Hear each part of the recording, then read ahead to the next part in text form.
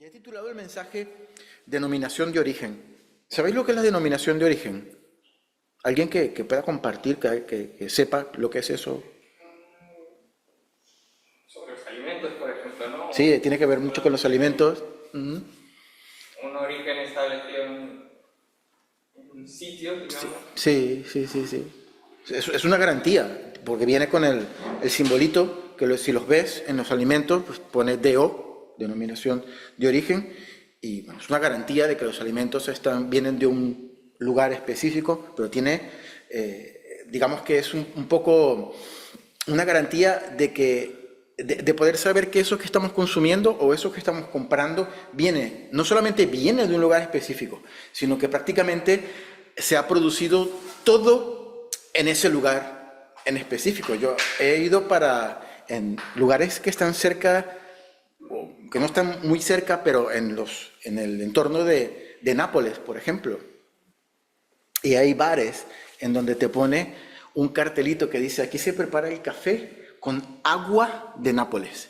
O sea, así son los italianos delicados con el café, ¿no? O sea, ellos traen el agua de Nápoles porque tiene que ser el café con agua de Nápoles, ¿no? Y en la denominación de origen, algo que se produce en un lugar, no solamente se produce en ese lugar, sino que todo lo que tiene que ver, todo lo que envuelve con la producción de ese alimento en particular, viene de ese sitio. Podemos estar seguros que viene de ese sitio. De ahí la importancia de la denominación de origen. Pero esto simplemente lo quería aclarar por si acaso hay alguien que no sabía lo que es ese marcado o esa garantía denominación de origen.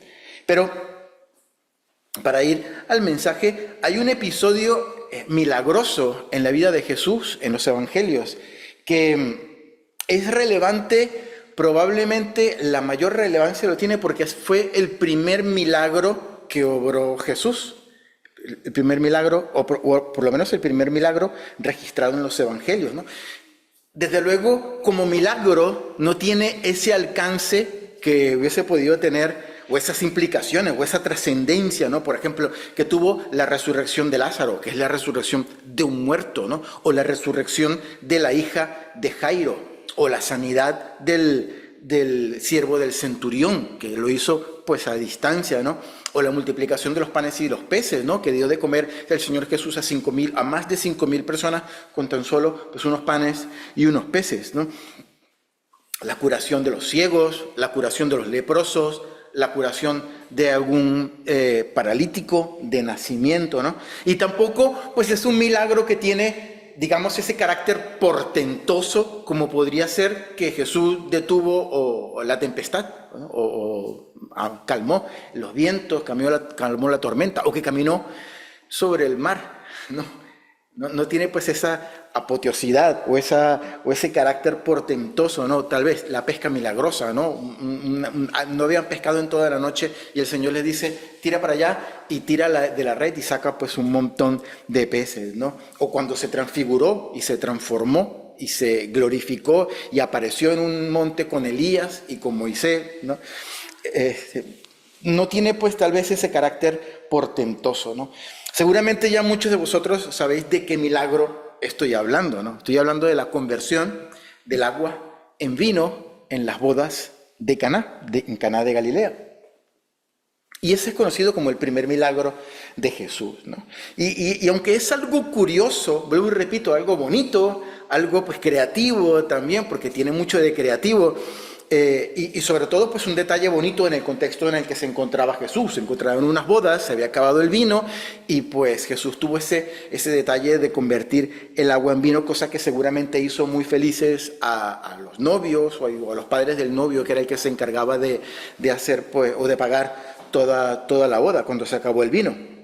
Algo que seguramente pues los novios y las familias de los novios agradecieron, pero no tiene ese significado que puede tener que una persona haya sido sanada. Pues no tiene ese significado de que una persona tal vez ciega de nacimiento pueda ver, o una persona paralítica de nacimiento vuelva a caminar, o una persona como Jairo que después de haber visto a su pequeña hija muerta en una cama, después la vio levantada, bien, y le pudo dar otra vez un abrazo y la vio crecer y la vio casarse y la vio tener hijos. O sea, no tiene tal vez ese significado, ¿no? Que pudo tener para esas personas, ¿no? O tal vez, como comentábamos antes, la alimentación de más de 5,000 personas para saciar su apetito, ¿no? Y tampoco tiene esa carga dramática como comentábamos antes de Jesús diciendo, ¡pum!, calma la tempestad y todo se calma, o camina sobre el mar. Pero aún así es el primer milagro que tenemos registrado de Jesús en los evangelios, convertir el agua en vino en una boda, ¿no? Donde probablemente se me ocurre pensar a mí que la mayoría de los asistentes casi ni se dieron cuenta de lo que había pasado, ¿no? Seguramente su sistema nervioso ya estaría pues un poquito alterado entre el jolgorio, la alegría, el fragor de la fiesta, ¿no? Del vino que ya habían bebido antes, ¿no? Entonces, complicado que se hubiesen dado cuenta de eso. Sin embargo, allí quedó registrado en los evangelios como el primer milagro de Jesús, la transformación milagrosa del agua en vino, ¿no? Y a pesar de que era, como lo vamos a ver en el Evangelio, un vino infinitamente mejor en calidad al que tenían antes. Y aún así, fue el primer milagro que estrenó a Jesús. Y la verdad es que yo a veces pienso, pero bueno, al ser el primer milagro, tenía que ser un milagro guapo, no sé, una cosa así, resucitar a un muerto o hacer que lloviese fuego del cielo o algo así, una cosa bastante apoteósica, portentosa. Sin embargo, su milagro fue convertir el agua en vino en unas bodas, en una fiesta, ¿no? Juan capítulo 2, por favor. Juan capítulo 2, vamos a leer la historia o el episodio de las bodas de Caná, que es el título que pone allí nuestra Reina Valera. Caná, así no se llamaba el novio, no era en la boda de Caná. Caná era el lugar, la localidad en la región de Galilea en donde se dieron pues estas bodas. Juan capítulo 2, Evangelio según San Juan capítulo 2, a partir del versículo 1 en adelante, vamos a leer un poquito hasta el versículo 11, ¿vale? Al tercer día se hicieron unas bodas en Caná de Galilea y estaba allí la madre de Jesús. Y también fueron invitados a las bodas Jesús y sus discípulos. Y faltando el vino, la madre de Jesús le dijo, ¿no tienen vino? Jesús le dijo, ¿qué tienes conmigo, mujer? Aún no ha venido mi hora. Su madre dijo a los que servían, haced todo lo que os dijere. Versículo 6. Y estaban allí 6 tinajas de piedra para agua, conforme al rito de la purificación de los judíos, y en cada una de las cuales cabían 2 o 3 cántaros. Jesús les dijo, llenad estas tinajas de agua, y las llenaron hasta arriba. Entonces les dijo, sacad ahora y llevadlo al maestresala, y se lo llevaron. Y cuando el maestresala probó el agua hecha vino, sin saber él, el maestresala, de dónde era, aunque lo sabían los sirvientes que habían sacado el agua, llamó al esposo y le dijo, versículo 10, todo hombre sirve primero el buen vino, y cuando ya han bebido mucho, entonces el inferior, mas tú has reservado el buen vino hasta ahora. Este principio de señales hizo Jesús en Caná de Galilea y manifestó su gloria, y sus discípulos creyeron en él. Hermanos, este episodio ocurre en la región de Galilea, como ya hemos leído, ¿no? Hace 2 o 3 domingos estuvimos hablando también de la región de Galilea y en una región en particular llamada Capernaum. No sé si se acuerdan. ¿Qué pasó en Capernaum hace 2 o 3 domingos en el mensaje que hablábamos? ¿Alguien se acuerda? En Capernaum ocurrieron varios milagros interesantes, pero hubo uno que estuvimos comentando hace 2 o 3 domingos. No recuerdo exactamente cuánto, pero más o menos 2 o 3 domingos. ¿Nadie se acuerda? El del milagro que bajó. Exacto. El de los 4 amigos que rompieron el techo y bajaron a su amigo que estaba paralítico. No se ocurrió en Capernaum, en Galilea, cerca del mar de Galilea, donde Jesús también, 3 días antes de este episodio, conoce a Felipe, conoce a Pedro, a su hermano Andrés, a Juan, los hijos de Zebedeo, a Jacobo, que posteriormente allí dejaron la pesca, dejaron sus oficios para convertirse en discípulos del Señor. Todos estos discípulos que fueron a la boda con Jesús, pues tenían poquitos días de haber conocido a Jesús.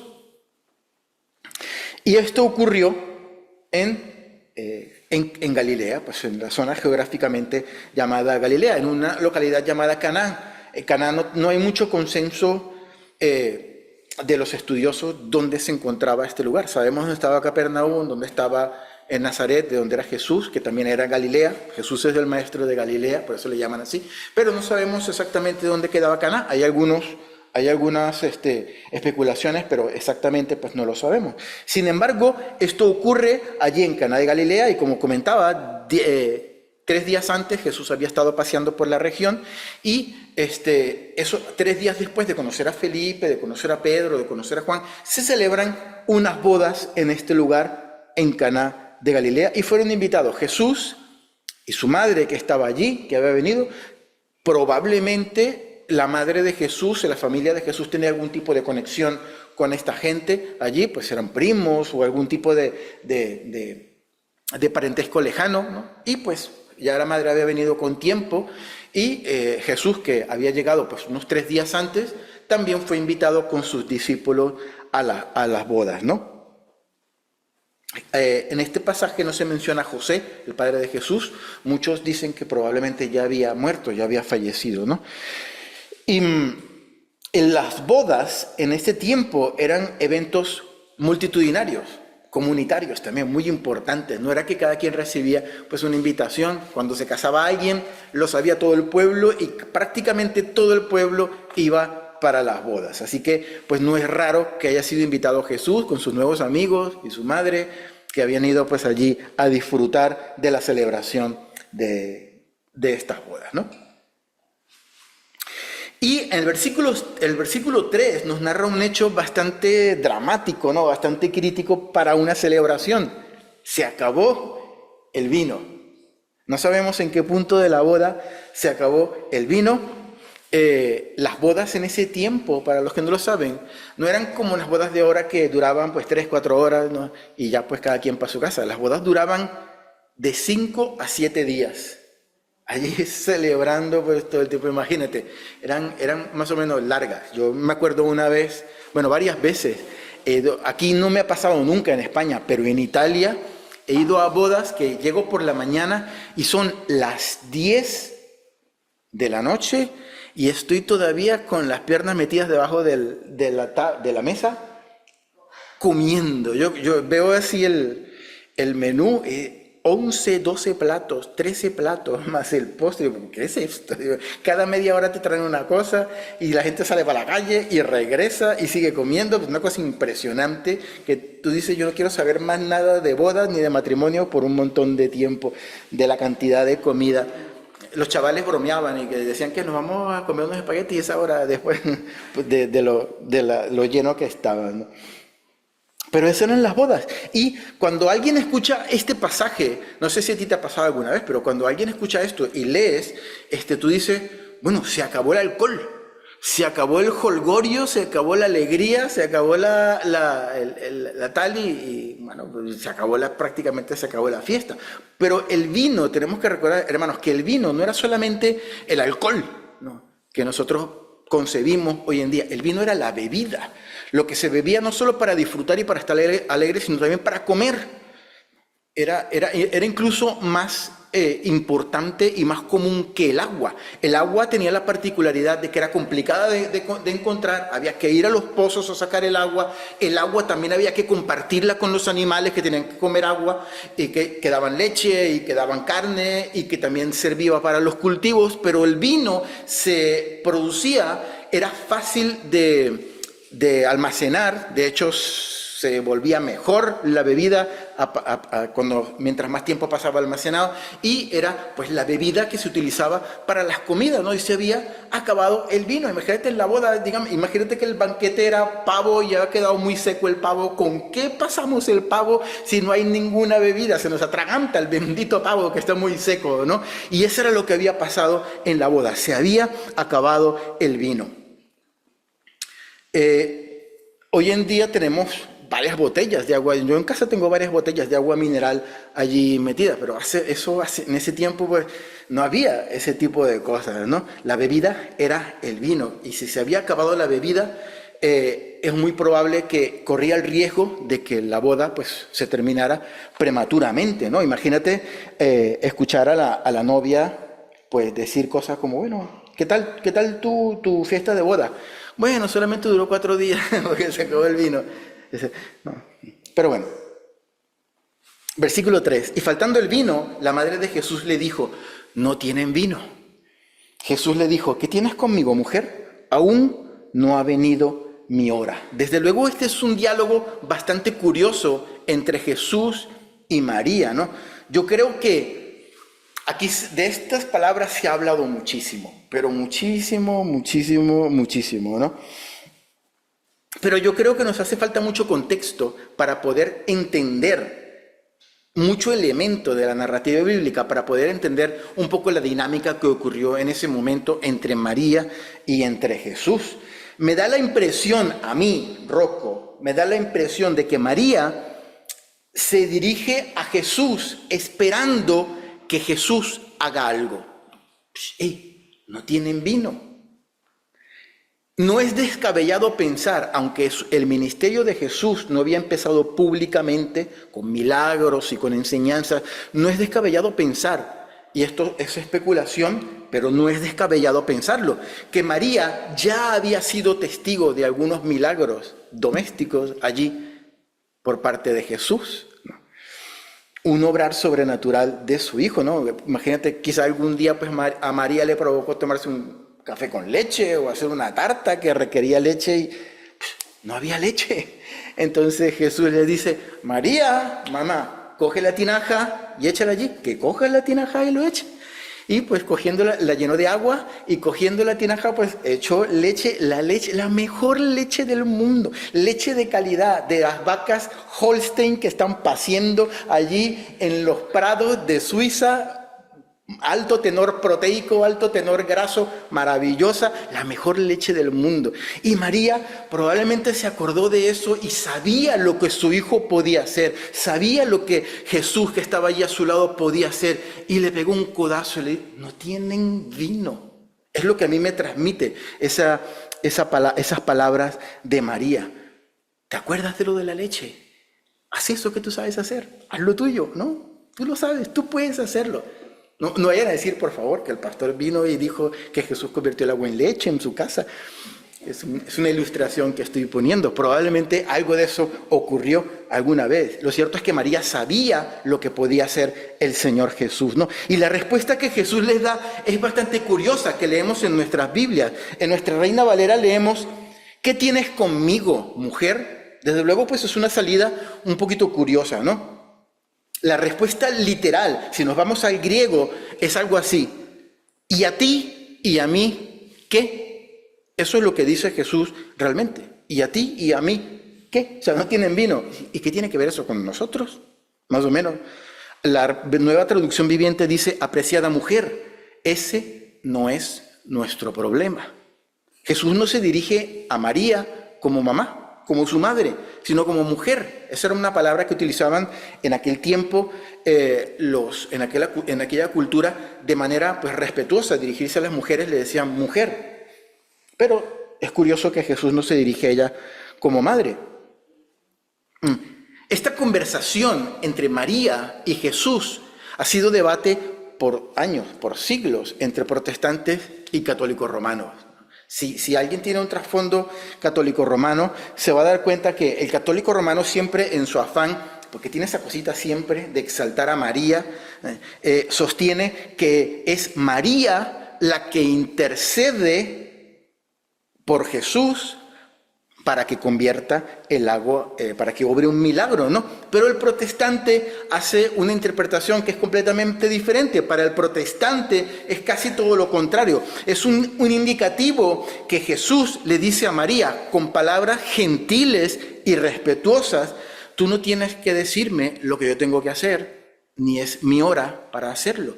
Cuando llegue la hora, lo voy a hacer. obviamente sin entender estas palabras como una desobediencia de Jesús hacia su madre, sino porque Jesús ahora estaba adoptando la figura no del Hijo de María, sino la figura del Mesías, el Mesías Salvador. Recordemos cómo cierra Jesús esta frase: aún no ha venido mi hora. Estaba hablando de la obra redentora, de la presentación de Jesús como Salvador de la humanidad, como Mesías. Todavía no ha llegado la hora en que yo me voy a presentar al mundo como Mesías Salvador. Ojo, no adelantemos las cosas, mujer. Era lo que estaba intentando decirle a Jesús. Claramente se refiere a un ministerio como Mesías Salvador. Versículo 5. Su madre dijo a los que servían: haced todo lo que él os dijere. Probablemente María entendió lo que Jesús le quiso transmitir con esas palabras. Entonces María, al entender, hizo lo que cualquier persona que haya conocido a Jesús como su Señor y como su Salvador pudiera transmitirle a todas las personas que no conocen a Jesús como su Señor y Salvador. ¿Qué dijo María? Hagan todo lo que Él les dice que hagan. Hagan lo que el Mesías dice que hagan, no lo que mi hijo dice que hagan, lo que el Señor dice que hagan. Obedézcanle solo a Él. Si Él tiene algo para hacer, si Él tiene algo para decir, si Él tiene algo para obrar, si Él tiene algo para hacer en este momento, en esta circunstancia, entonces escúchenlo a Él, obedézcanlo a Él, que Él va a tener la palabra perfecta, el obrar perfecto para esta circunstancia, para este momento. De una manera indirecta, María le estaba diciendo a Jesús: entiendo lo que me quieres decir, Jesús, entiende. Si tú quieres hacer algo, si quieres obrar un milagro, entonces ordénalo tú. Yo me encargaré de transmitirle a las demás personas: escúchenlo a Él. Es algo que todos nosotros tenemos que aprender del ejemplo de María. Si Dios quiere hacer algo en la vida de alguna persona, tenemos que transmitirle eso. Escucha al que en su momento puede hacer algo en tu vida. Obedécelo a Él, escúchalo a Él. Todo tiene que apuntar a Él, todo tiene que apuntar a Jesús. Ese es nuestro deber como creyentes. María lo entendió y lo dijo: escúchenlo a Él, obedézcanlo a Él. Allí es cuando lo que aparentemente es un milagro anecdótico y de poca trascendencia va adquiriendo un significado espiritual muy, pero muy profundo: la conversión del agua en vino. Versículo 6. Y estaban allí 6 tinajas de piedra para agua, conforme al rito de la purificación de los judíos. Aquí va cogiendo un poquito de chicha la enseñanza, en cada una de las cuales cabían 2 o 3 cántaros. Para que nos hagamos una idea, eran unas tinajas de piedra, labradas en piedra, que contenían agua para el rito de purificación de los judíos. Dicen los estudiosos que allí podían caber entre 40 y 70 y pico litros de agua, dependiendo del tamaño, pero eran más o menos los tipos de tinajas que usaban para eso. Y Jesús les dijo, versículo 7, llenad estas tinajas de agua, y las llenaron hasta arriba. El agua que contenía, o que tenía que haber contenido, o que en un momento contuvieron, se dice así, contuvieron,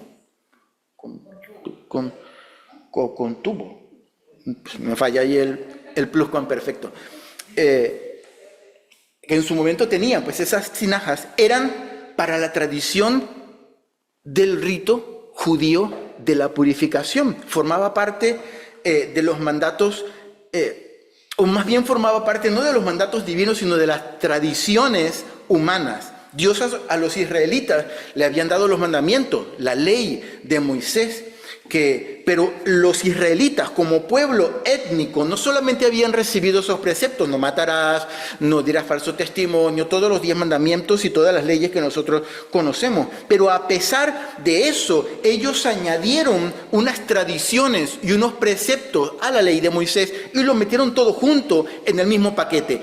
dentro de ese paquete estaba el rito de la purificación de los judíos. Ellos tenían agua y cada vez que ellos iban a hacer algo, se lavaban con esa agua, ¿no? Cuando llegaban de la calle, porque tenían los pies sucios, porque no estaba pavimentado todo, era de tierra y de arena, y llegaban y pues los lavaban con agua, que no solamente tenía el objetivo de no ensuciar la casa, y de agasajar un poquito a la persona que llegaba, sino también tenía ese simbolismo espiritual de déjate la porquería afuera, te lavo la basura que me estás trayendo de afuera para que no entre la basura a mi casa, la suciedad, la porquería a mi casa. Y así hacían también cuando se lavaban, cuando iban a comer. Siempre cuando iban a comer se tenían que lavar las manos con el agua que estaba en esas tinajas, porque no podían comer con las manos sucias.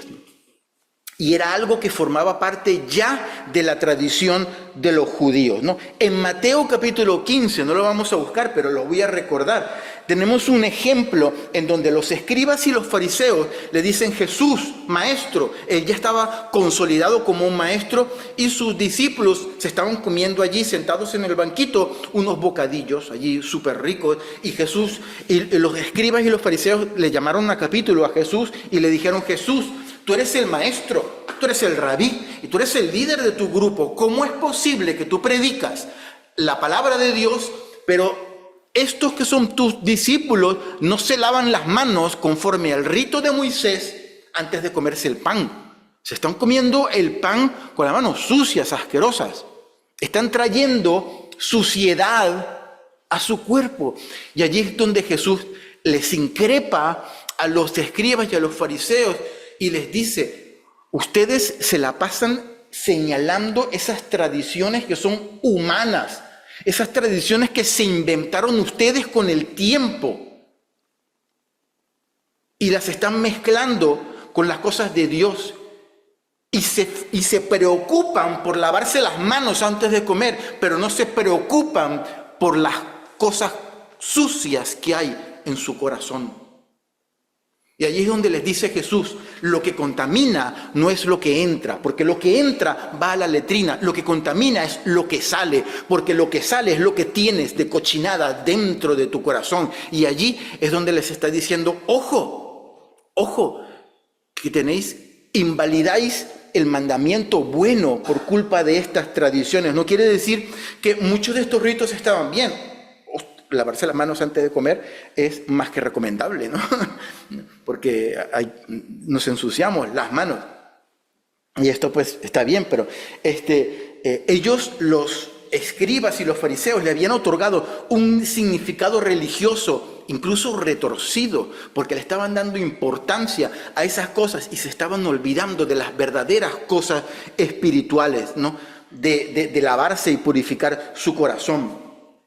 Y quebrantaban los otros mandamientos, como no eran visibles, como no eran tan cantosos como lavarse las manos antes de comer o lavarse los pies, entonces hacían cosas que estaban reprobadas delante de Dios y se preocupaban por las cosas que veían, como lo de lavarse las manos, lo de purificarse, ¿no? Se jactaban de purificarse y de lavarse, pero por otro lado quebrantaban los otros mandamientos de Dios que eran menos visibles. Y es allí cuando Jesús les dice: lo que contamina es lo que sale, no lo que entra. Y allí en esas bodas, en ese matrimonio, habían 6 tinajas. Y esto es interesante porque el número 6, para los que no lo saben, en las Escrituras es sinónimo de imperfección. El número 7, por otro lado, es símbolo de la perfección de Dios, pero el número 6 es símbolo de la imperfección. Cualquier cosa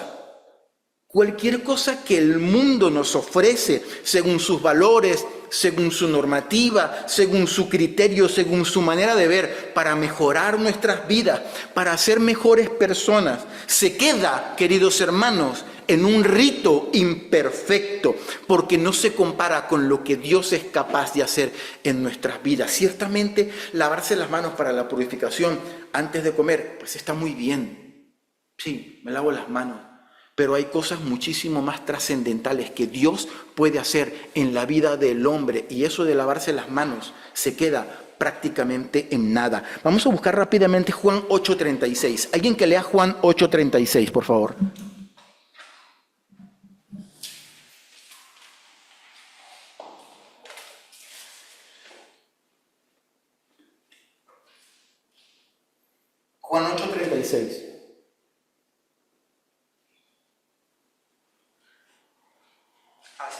el Hijo os libertare, seréis verdaderamente libres. Si el Hijo os libertare, seréis verdaderamente libres. Cualquier cosa, queridos hermanos, que el mundo te ofrezca, allí en el Zoom, presten atención, cualquier cosa que el mundo nos ofrezca, que el sistema nos ofrezca y que nos prometa libertad, que nos prometa bienestar, que nos prometa realización personal, ciertamente puede tener su valor, es verdad, no lo voy a desechar al 100%, pero vienen de 6 tinajas, es imperfecto, es temporal, es momentáneo, pero si es el Hijo el que hace la obra, si es el Hijo el que verdaderamente nos liberta, entonces, dice la palabra, seremos verdaderamente libres. ¿Sabías que la palabra verdaderamente aquí en el griego original viene de una palabra griega que es ontos?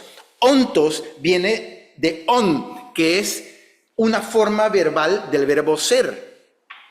Onto viene de una palabra, no sé si la has escuchado alguna vez, de ontológico, ontología. Ontología es una rama de la filosofía que estudia el ser, la naturaleza del ser. Cuando yo digo, por ejemplo, Dios es ontológicamente uno, estoy diciendo Dios es en su ser, en su naturaleza, en su esencia, uno. Es decir, es eso que no se puede separar de Dios. Yo no puedo separar eso que forma parte de la naturaleza de Dios de ninguna manera, porque forma parte de Él, tan intrínsecamente, tan de Él, tan natural, tan esencia de Él, que no se puede separar. Eso es la ontología. Ontología es algo que pertenece al ser, que pertenece a la persona, que pertenece a eso y que no se puede separar de la persona. Ese ontos es lo que dice la Biblia allí verdaderamente. Es decir, fíjate qué bonito, si el Hijo de Dios nos libertare, entonces vamos a tener una libertad que ontológicamente nosotros vamos a ser parte, o sea, esa libertad va a ser parte de nosotros. No es que somos libres porque nos da una libertad como la que el mundo nos promete y nos da. No, no, no. Nosotros en nuestro ser interior, en nuestra esencia, en nuestra naturaleza, si es que el Hijo de Dios nos liberta, pasamos a ser ontológicamente libres. La libertad pasa a ser parte de nosotros, de nuestro ser, de nuestra esencia, de nuestra naturaleza. No nos las puede quitar absolutamente nadie. Dale gloria al Señor, porque nadie te puede quitar la libertad si es que el Hijo de Dios verdaderamente te ha libertado. Somos ontológicamente libres, apréndete eso, ontológicamente libres, aleluya. Nadie nos puede quitar esa libertad. Y la Biblia lo traduce verdaderamente libre. Versículo 7, Jesús les dijo, llenad estas tinajas de agua. Regresamos a Juan 2. Y las llenaron hasta arriba, versículo 8. Entonces les dijo, sacad ahora y llevadlo al maestresala. Y se lo llevaron. Cuando el maestresala probó el agua hecha vino, sin saber él de dónde era, aunque lo sabían los sirvientes que habían sacado el agua, llamó al esposo y le dijo, todo hombre sirve primero el buen vino. Y cuando ya han bebido mucho, porque ya están bastante tocados, ¿no? Borrachines, sacan el de inferior calidad, que no lo van a notar. Mas tú has reservado el buen vino hasta ahora.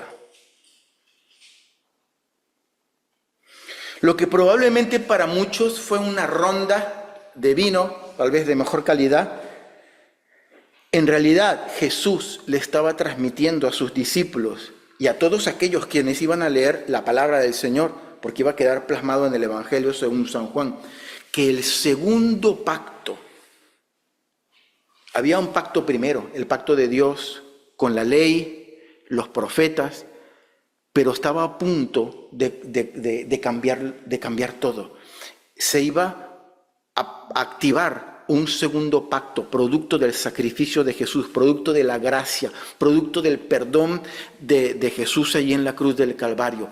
Que ese segundo pacto, el vino que representaba el don de Dios, que representa el gozo, que representa el reino, que representa la alegría, que representa a Dios en medio de su pueblo, que sería la gracia que se derramaría por el sacrificio de Jesús, sería mejor. que el primero, infinitamente mejor que el primero. Todos, hermanos, los que hemos conocido a Dios y hemos caminado con el Señor, estamos disfrutando del segundo vino. Aleluya. Un vino que es infinitamente mejor, de mejor calidad. La gracia de Dios sobre nuestras vidas. Dale gloria al Señor, porque estamos disfrutando del segundo vino, ¿no? Pero puede ser que en algunas áreas de nuestras vidas nos estemos lavando todavía conforme al viejo rito de la purificación, el rito imperfecto, el de las 6 tinajas, ¿no? Como lo hemos aprendido antes, ¿no? Y como lo hace todo el mundo. Hay métodos, hay cosas que el mundo te dice, haz esto, hazlo por este lado, que es lo que hace todo el mundo, que esto funciona. Pero Dios nos dice en su palabra, eso está hecho conforme al rito imperfecto. Puede ser que tenga cierto valor, puede ser que tenga cierta efectividad, puede ser que sea como una especie de sucedáneo que tenga cierta efectividad, pero no va a ser nunca, ni va a tener nunca la efectividad que va a tener el vino nuevo, el vino nuevo, bueno, que yo voy a dar. ¿Cómo arreglamos, hermanos, las cosas en nuestras vidas? ¿Cómo afrontamos las decisiones que tenemos que tomar? ¿Con qué herramientas resolvemos nuestros problemas? Con las que las resuelve todo el mundo, de la manera que las resuelve todo el mundo, de la manera que lo hace todo el mundo, con el método que lo hace todo el mundo, con el rito imperfecto, con el rito viejo, con las tinajas de agua, con la tradición de lo que todo el mundo hace. Yo creo, hermanos, que Jesús tiene buen vino y nuevo para todos nosotros, vino de calidad excepcional, vino con denominación de origen, como hablábamos al principio.